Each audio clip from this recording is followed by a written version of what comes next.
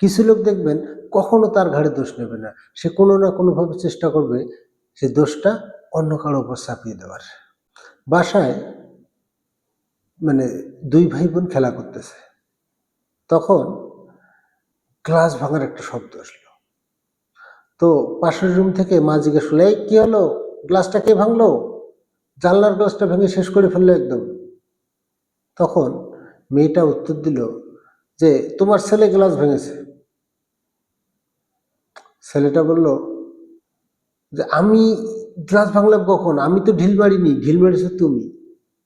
তখন মেয়েটা বলল যে আমি ঢিল মেরেছি তোর মাথার দিকে, তুই যদি মাথাটা না সরাইতি তাহলে তো গ্লাসটা ভাঙতো না, তোর মাথায় লাগতো, তুই সরাইছিস মাথা, যার কারণে গ্লাস ভাঙছে, দোষ তোর।